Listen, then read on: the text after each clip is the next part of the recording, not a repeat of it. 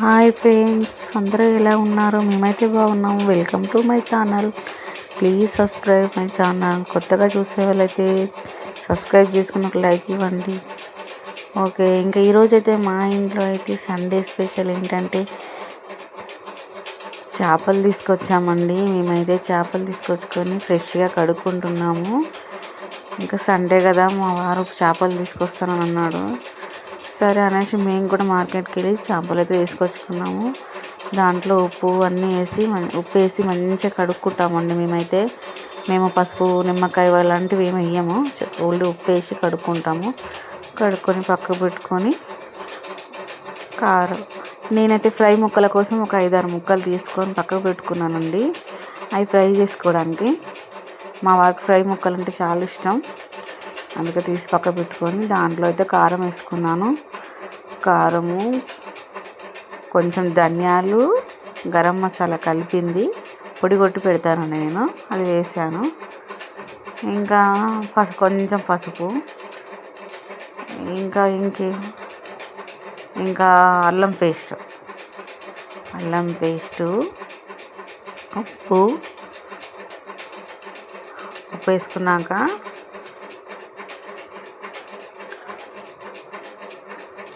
కొంచెం అల్లం పేస్ట్ వేసుకోవాలండి. అల్లం పేస్ట్ కూడా వేసుకున్నాక అది బాగా మిక్సీ చేసుకోవాలి.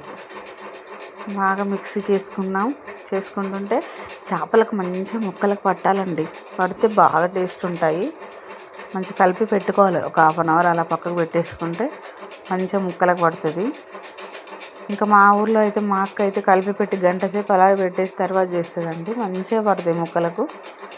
ఇంకా నేనైతే గిన్నె పెట్టుకొని కర్రీ కోసం 4 పావులు నూనె అయితే వేసుకున్నానండి. నూనె వేసుకొని ఇంకా దాంట్లో కోసి పెట్టుకున్న ఆనియన్ రెండు కోసానండి ఆనియన్స్. ఎందుకంటే ఎక్కువ ముక్కలు ఉన్నాయి కదా, ఒక 2 ఆనియన్స్ కోసాను. కొంచెం పచ్చిమిర్చి, కొంచెం కరివేపాకు వేసుకొని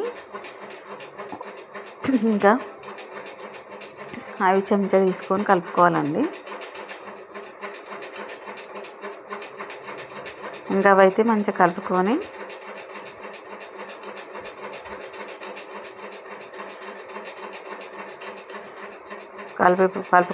ఆ లోపు మనం ఏం చేయాలంటే, నేనైతే ఒక గిన్నెలో చింతపండు అయితే నానేసి పెట్టుకున్నానండి. ఇంకా ఆ లోపల చింతపండు ఎంత, ఒక పిడికెడు అండి.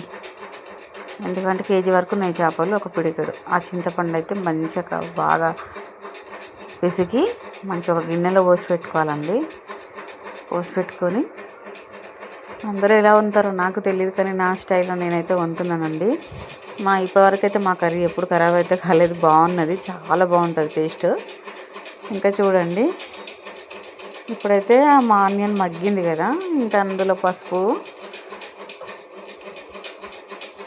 వేసుకున్నాక కొంచెం కలుపుకొని, తర్వాత ఆనియన్స్ మాడిపోతాయి కదా, కలుపుకున్నాక దాంట్లోకి మనం ఏం చేయాలంటే, ఇంకా అల్లం వెల్లిగడ్డ పేస్టు 2 చెంచాలు వేసానండి. ఎందుకంటే అందులో నీసు వాసన రాకుండా ఉంటుంది, బాగుంటుంది. 2 చెంచాలు అయితే వేసాను. ఇది బాగా కలుపుకున్నానండి. నేను చేసే పని నేను చేస్తున్నాను. కింద నా కూతురు మాత్రం కిచెన్ అంతా, ఇల్లంతా సర్దేస్తుందండి. బాసనలన్నీ కింద పడేస్తుంది. ఇందాక చూసే ఉంటారు, అన్ని బాసనలన్నీ కింద పడేస్తుంది ఆమె అయితే. ఇంకా నేనేం చేశాను, ఇది మగ్గింది ఆల్రెడీ.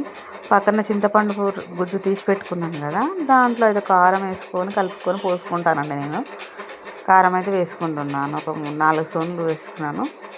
4 స్పూన్లు వేసుకొని ఆ చారులోనే కలుపుకుంటాను నేను డైరెక్ట్. కలిపి పెట్టుకొని మంచిగా కలుపుకోవాలండి. ఉండలుగా లేకుండా మంచిగా కలుపుకోవాలి. కారము డైరెక్ట్గా వేయొచ్చు చేపలు వేసాక, అందుకని అందులోనే కలిపి పెట్టుకుంటాను. కారం చేపలలో అయితే నేను వేయను, ఇలా వేస్తాను. కొంచెం ఉప్పు వేసుకోవాలి, సరిపోకుండా తర్వాత వేసుకోవచ్చండి. ఈ లోపల అయితే మొత్తం అల్లం వెల్లిగడ్డ పేస్ట్ అంతా వేగిపోయాయి కదా, ఇంకా చేపలు వేసుకోవాలి. చేపలు అయితే బాగున్నాయండి, మంచిగా ఫ్రెష్గా ఇచ్చారు. అక్కడైతే ఫిష్ మార్కెట్కి వెళ్ళామని చెప్పాను కదా,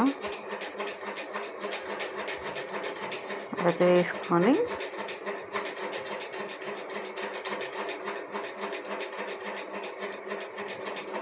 ఇంకా వేసుకున్నాక వాటికి మంచిగా కొంచెం మగ్గనివ్వాలండి గిన్నెగా. ఎందుకంటే కొంచెం చేపలు మనం కలపలేం కాబట్టి విరిగిపోతాయని వాటిని ఒక క్లాత్ తీసుకొని ఇట్లా మెదుపుకోవాలి. అలా కిందకి మీదకి అంటే అవి మంచిగా కలిసిపోతాయి. కలిసిపోయాక మళ్ళీ పెట్టుకోవాలి ఒక 2 సెకండ్లు. తర్వాత మనం కలిపి పెట్టుకున్న చింతపులుసు ఉంది కదండి, ఆ చింతపులుసు అయితే వేసుకోవాలి.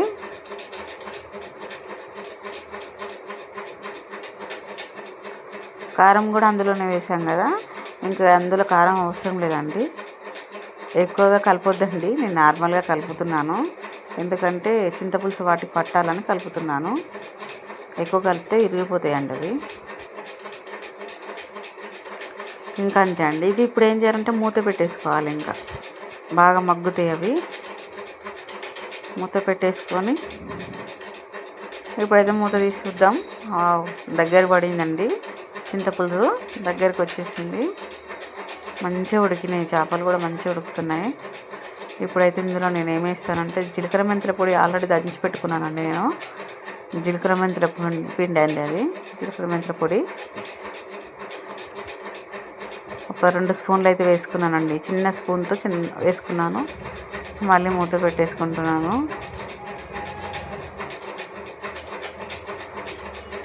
కొంచెం కలుపుకొని పెట్టుకుంటే బాగా మంచిగా రసంలో కలిసిపోతుంది.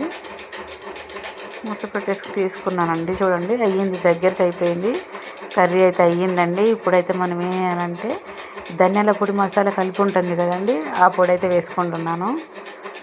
చూడండి ఇంకా అంతే అండి. ఫైనల్గా అయితే మేమైతే కొత్తిమీర అవి ఏం తినమండి, అందుకని కొత్తిమీర అయితే నాకు నచ్చదు. మేము చేపల కూరలు వేసుకోము, అందుకని నేనైతే ధనియాల పొడి వేసేసి ఇంకా అయిపోయిందండి. మూత పెట్టేసుకోవడమే. అయిపోయినాక ఇంకేముందండి, ఫ్రై మనం ఆల్రెడీ కలిపి పెట్టుకున్న ముక్కలు ఉన్నాయి కదా, ఫ్రై కోసం నేనైతే అది ప్యాన్ పెట్టాను. ఆయిల్ మరీ ఓవర్గా వేయకుండా నార్మల్గా వేసుకోవాలండి. ఒక 2 పావులు అట్లా వేసుకొని సరిపోకుంటే మళ్ళీ వేసుకోవచ్చు. ఎందుకంటే మళ్ళీ మిగిలిపోయినా కూడా వేస్ట్ కదండి, ఆయిల్ వేస్ట్ అయిపోతుంది. కలిపి పెట్టుకున్న ముక్కలు ఉన్నాయి కదా, చాలాసేపు అయిపోయింది కదా, మంచిగా పట్టింది కారం కూడా. ఇప్పుడు అవైతే ఫ్రై చేసుకుందామండి. అవైతే వేసుకోవాలి. నూనె వేడయింది, ఇంకా అవి ముక్కలు వేసేసుకుంటాం.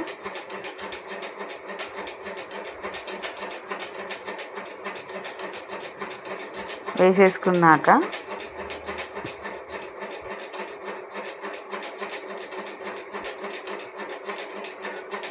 అవి బాగా ఒక సైడ్ బాగా వేగాక మలుపుకోవాలండి, బాగా మగ్గాలి. ఇప్పుడైతే మగ్గిపోయాయండి, ఇంకో సైడ్ మలుపుకోవాలి కదా, మలుపుతున్నాను.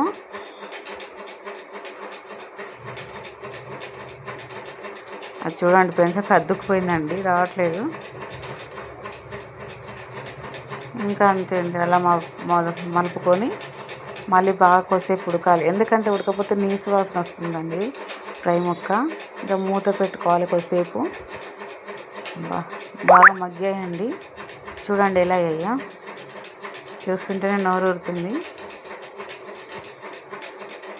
అవి చేస్తుంటే మా వారు అయితే ఇప్పటికి 2 సార్లు వచ్చిపోయారు. ఆ ముక్క ఎందుకు అండి విరిగిపోయింది,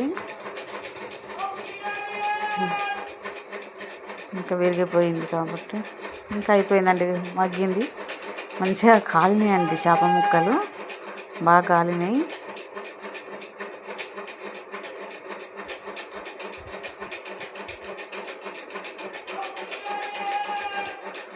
ఇంకా తీసేసుకొని ఇంకా కొంచెం ఒక 2 పీసులు ఉన్నాయండి. ఇంకా మేము ఇద్దరమే కాబట్టి తక్కువ కొంచెం తింటామని 2-3 పీసులు కాల్చుకున్నాము. అవి కూడా వేసేసుకుందాము. ఆయిల్ తగ్గిందండి, అందుకని కొంచెం ఆయిల్ వేసుకోవాలి. వేసుకున్నాను.